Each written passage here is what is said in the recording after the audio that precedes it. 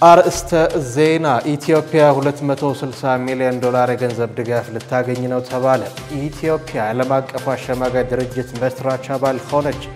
የውጭ ሀገር ስራ ስምሪት አዋጅ በ4 ዓመት ውስጥ ለሁለተኛ ጊዜ ተሻሻለ። እስራኤል በጋዛ ውስጥ የመጨረሻውን ሆስፒታል እንዲዘጋ አዘዘች። በታይዋን የተነሳው የኮቪድ-19 ወረርሽኝ በአሳሳቢ ፍጥነት እየተስፋፋ ነው ተባለ። የፈረንሳይ ፕሬዝዳንት ኢማኑኤል ማክሮን በዓለም ላይ ያለው የስልጣን ሽኩቻና ጦርነት መቆም እንዳለበት አሳሰቡ።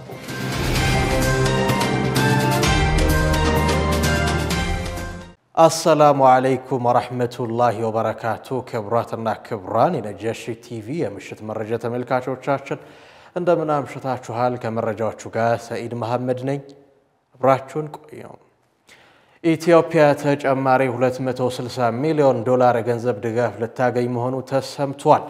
የዓለም የገንዘብ ድርጅት IMF እና የኢትዮጵያ ባለስልጣናት በሀገሪቱ የተራዘመ የብድር አገልግሎት አቅርቦት ዝግጅት ሶስተኛውን ግምገማ በተመለከተ በባለሙያዎች ደረጃ ስምምነት ላይ ደርሰዋል።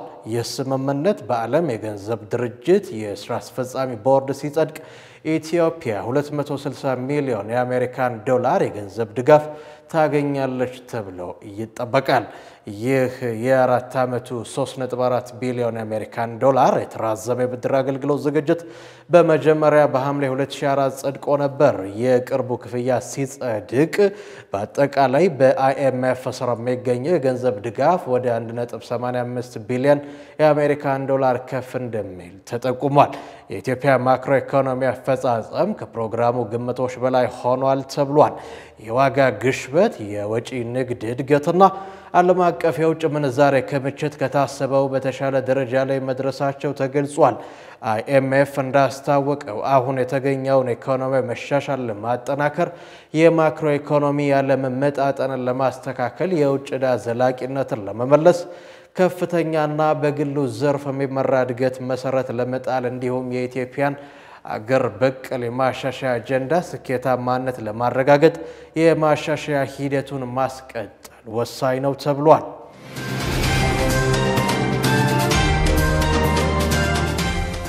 ሀገራችን ኢትዮጵያ የዓለም አቀፍ አሸማጋይ ድርጅት መስራች አባል መሆኗ ተነግሯል። በቻይና የሆንግ ኮንግ ልዩ አስተዳደር ጋር በተካሄደ የፊርማ ስነ ስርዓት የዓለም አቀፍ አሸማጋይ ድርጅት በይነ መንግስታዊ ተቋም መስርቱ ይፋ ሆኗል። የውጭ ጉዳይ ሚኒስትር ጌዲዮን ጢሞቴዎስ በቪዲዮ ባስተላለፉት መልእክት ኢትዮጵያ መስራች አባል ሆና መፈረሟ በመንግስታት መካከል የሚፈጠሩ ግጭቶችና ለመግባባቶችን በሰላማዊ መንገድ በሽምግልና ለመፍታት ያላትን ቁርጠኝነት የሚያረጋግጥ መሆኑን ገልጸዋል።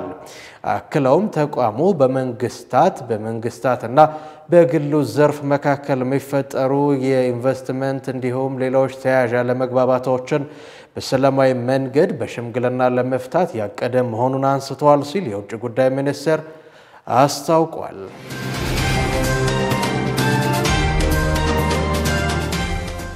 የውጭ ሀገር ስራ ስምሪት አዋጅ በ4 ዓመት ውስጥ ለሁለተኛ ጊዜ መሻሻሉ ተሰምቷል።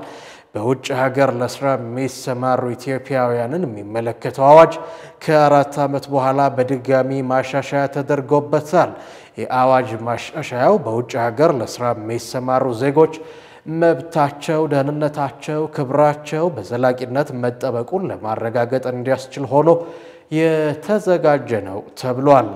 በ2008 ዓመተ ምህረት የወጣው የኢትዮጵያ የውጭ ሀገር ስምሪት አዋጅ ሰራተኛን በውጭ ሀገር ለስራ ማሰማራት የሚቻለው በኢትዮጵያ ፌዴራላዊ ዴሞክራሲያዊ ሪፐብሊክ መንግስትና በተቀባይ ሀገር መካከል የሁለትዮሽ ስምምነት ሲኖር ብቻ እንደሆነ የሚገድብ ድንጋጌ ነበረው።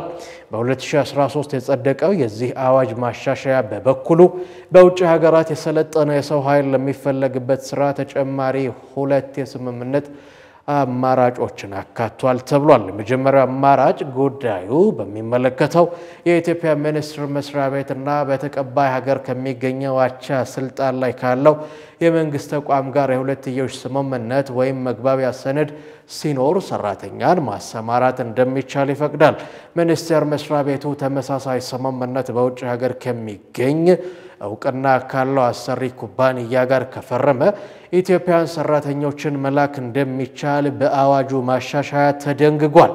እንደ ኢትዮ ቢዝነስ ዴሊ መረጃ የሰለጠነ የሰው ኃይል የሚሰማራበት ስራ አፈላልጎ ያገኘ ኤጀንሲ በተቀባይ ሀገር መንግስት እውቅና ካለው ቀጣሪ አሰሪ ኩባንያ ጋር የሥራ ስምሪት ስምምነት እንዲፈጽም ጉዳይ የሚመለከተው ሚኒስቴር መስሪያ ቤት ሊፈቅድ እንደሚችልም የ2013ቱ የአዋጅ ማሻሻያ ላይ ተቀምጧል።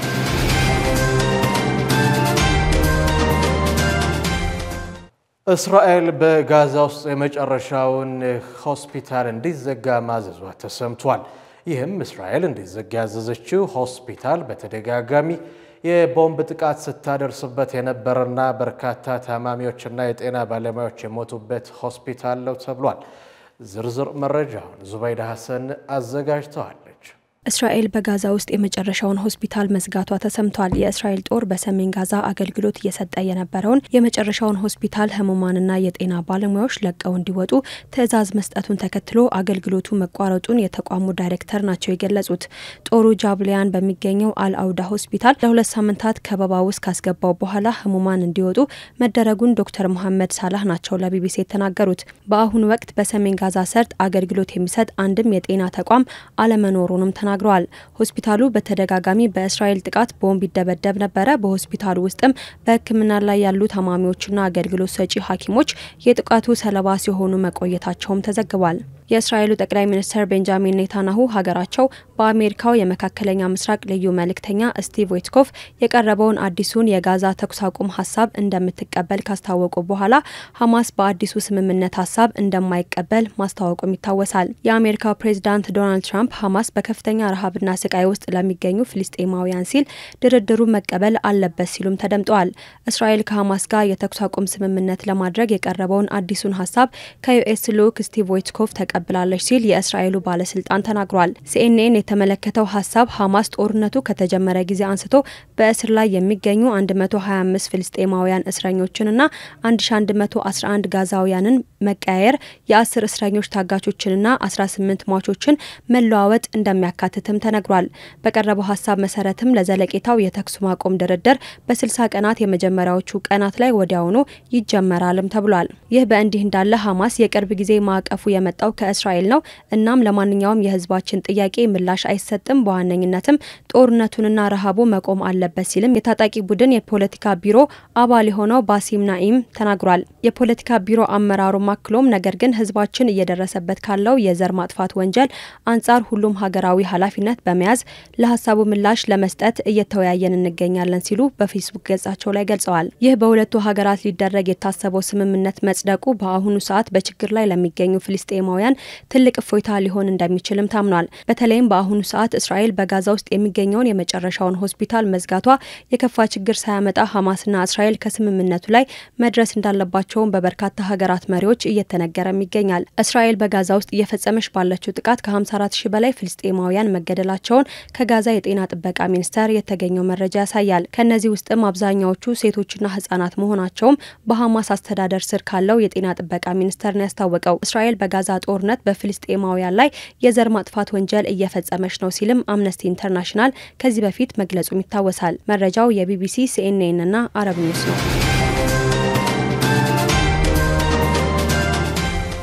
በታይዋን ያገረሸው የኮቪድ-19 ወረርሽኝ በአሳሳቢ ፍጥነት እየተስፋፋ ነው ተባለ። የታይዋን የበሽታ መቆጣጠሪያ ማዕከል ሲዲሲ እንዳስታወቀው የኮቪድ-19 ምልክቶች ባለፈው ሳምንት በእጥፍ የጨመሩ ሲሆን ከ40,000 በላይ ሰዎች ሕክምና እንደሚያስፈልጋቸው ፎከስ ታይዋን ዘግቧል። የበሽታ መቆጣጠር ማዕከል ወረርሽኞች ኢንተለጀንስ ምክትል ዳይሬክተር ሊ ቺያሊ እንደተናገሩት አሁን ያለው ወረርሽኝ በፍጥነት እየጨመረ ነው። ከግንቦት 18 እስከ 24 ድረስ ከኮቪድ-19 ጋር በተገናኘ 41,200 የተመላላሽ ታካሚና የድንገተኛ ጊዜ ታካሚዎች የነበሩ ሲሆን ይህም ካለፈው ሳምንት ከተመዘገቡ 19,097 ምልክቶች በእጥፍ እንደሚበልጥ የሲዲሲ መረጃ አመላክቷል። በወረርሽኙ የተጠረጠሩ ሰዎች ቁጥር ለ7ኛ ተከታታይ ሳምንታት ጭማሪ አሳይቷል። ባለፈው ከተመዘገበው 224 በተመሳሳይ ወቅት ከተመዘገበው በ23555 ሰዎች ብልጫ እንዳለው ተገልጿል። የሲዲሲ ቃል አቀባይ ሎዮቹን እንዳስረዱት ወረርሽኙ በተከሰተበት ወቅት የጨመረው ምርመራ ከዚህ ቀደም ያልተገኙ ጉዳዮችን ማግኘቱን ገልጸው የቫይረሱ ፈጣን መስፋፋት አሳሳቢ መሆኑን ገልጸዋል። አዲስ ወረርሽኝ ጠንካራ የመከላከል አቅም ያለው የሰውነት መከላከያዎችን በቀላሉ ማለፍ የሚችልና ከቀደመው የበለጠ የሚተላለፍ መሆኑን ተነግሯል።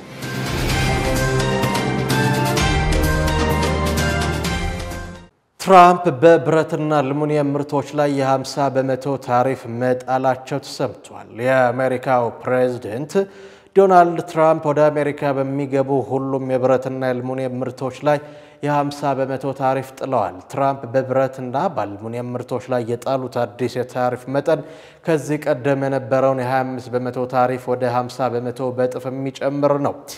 አሜሪካ በሚገቡ የብረት ምርቶች ላይ የዋጋ ጭማሪ የሚያስከትለውን ውሳኔ ከመጪው ረቡዕ ጀምሮ ተፈጻሚ ይሆናል ተብሏል። ዶናልድ ትራምፕ በፒትስበርግ ፔንሲልቬኒያ በተካሄደ የድጋፍ ሰልፍ ላይ እርምጃው በቻይና ላይ ያለውን ጥገኝነት በመቀነስ የሀገር ውስጥ የብረታ ብረት ኢንዱስትሪን እና ብሔራዊ አቅርቦትን ለማሳደግ እንደሚረዳ ገልጸዋል። ትራምፕ በመጀመሪያ የስልጣን ዘመናቸው ባጸደቁት የ25 በመቶ ታሪፍ በፒተርሰንስበርግ የሚገኘው የዩኤስኤ ስቲል የተሰኘውን የአሜሪካን ትልቁ የብረታ ብረት አምራች ኩባንያ ዋጋ ማረጋጋት መቻላቸውን ተናግረዋል። ሀገሪቷ የምትጠቀመውን የብረታ ብረት ምርቶች 1/4ኛውን የምታስገባው ከውጪ በመሆኑ እንዲሁም የሀገሪቷ የብረት ምርት በእጅጉ በመቀነሱ የትራምፕ አስተዳደር ከውጭ የሚገቡ የብረታ ብረት ምርቶች ላይ የታሪፍ መጠኑን በእጥፍ እንዲጨምር እንዳስገደደው የቢቢሲ ዘገባ አመላክቷል። በቅርብ ጊዜ የአሜሪካ የብረታ ብረት ምርት እያሽቆለቆለ በመምጣቱ ቻይና፣ ጃፓን እና ህንድ በዓለም ቀዳሚ አምራች መሆን ችለዋል።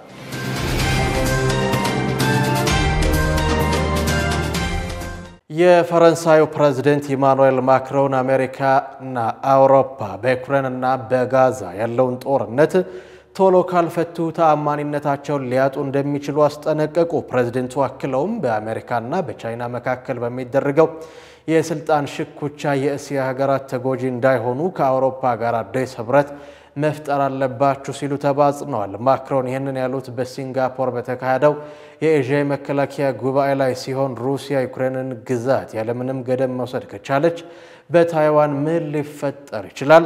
በፊሊፒንስ አንድ ነገር ቢከሰት ምን ይደረጋል ማለታቸው አነጋጋሪ ሆኗል። ፕሬዝዳንት ማክሮን የፍልስጤምን መንግስት እውቅና መስጠትን ጨምሮ ፈረንሳይ የአውሮፓን ጥረቶች መምራቷን ገልጸው በዚህ ጉዳይ በደንብ እየሄድንበት እንደሆነ ምልክት ነው ብለዋል። ይህ በእንዲህ እንዳለ አሜሪካ ከእስራኤል ጋር በጋዛ ብዙ ትችት ያስተናገደውን የእርዳታ ማከፋፈል ስራ በመስራት ለሐማስ የተኩስ አቁም ሐሳብ ለማቅረብ ከእስራኤል ጋር ጥረት አድርጋለች። ባለፈው ሳምንት የእስራኤሉ ጠቅላይ ሚኒስትር ቤንያሚን ኔታንያሁ በማክሮን በካናዳና በእንግሊዝ መሪዎች ላይ ከሐማስ ጋር የቆሙና በሰብአዊነት ላይ የተሳሳተ ጎራ የተሰለፉ በማለት በመወንጀል ከባድ ጥቃት መሰንዘራቸው ይታወቃል።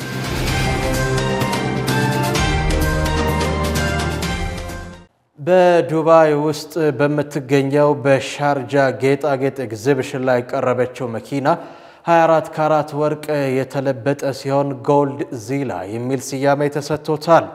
መኪናው ኒሳን ጂቲአር ስፖርት ሲሆን ሙሉ በሙሉ በ24 ካራት ወርቅ የተለበጠ ነው። መኪናውን ሙሉ በሙሉ ወርቅ ለማልበስ 2000 ሰዓታት ወይም 2 ወር ከ20 ቀናት ፈጅቷል ተብሏል። ለመኪናው ዋጋ $1 ሚሊዮን ሲሆን በኢትዮጵያ ብር ሲመነዘር በባንክ ምንዛሬ 131 ሚሊዮን ብር ይሆናል። መኪና ሁለት የተለያዩ 6 ሲሊንደሮች ያሉት ሲሆን ከ850 እስከ 900 የፈረስ ጉልበት ያመነጫል ተብሏል። ይህ እጅግ ቅንጡ የሆነ ሙሉ በሙሉ የወርቅ ልባስ ያለው መኪና የበርካቶችን ቀልብ ስቦ ይገኛል።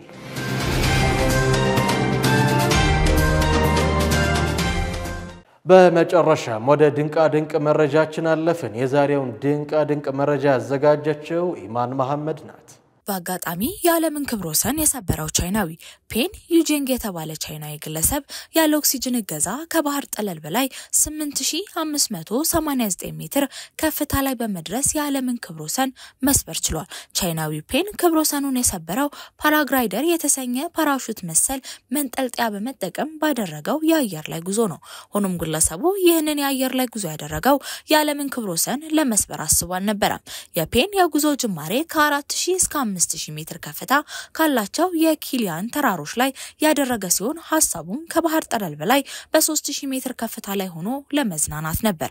ታዲያ ፔን በአየር ላይ የተጓዘ ባለበት ወቅት በድንገት ኃይለኛ ንፋስ ከ8000 ሜትር በላይ ርቆ ከፍ አድርጎት የዓለምን ክብረ ወሰን ሳያስበው አሰብሮታል። በዛ ከፍታ ላይ -40 ዲግሪ ሴንቲግሬድ የቅዝቃዜ መጠን ያለ ሲሆን አየሩ ሰውነትን በቅዝቃዜ የሚያደርቅና ያለ ኦክሲጅን እገዛ ከፍተኛ አደጋን የሚያስከትል መሆኑ ተገልጿል።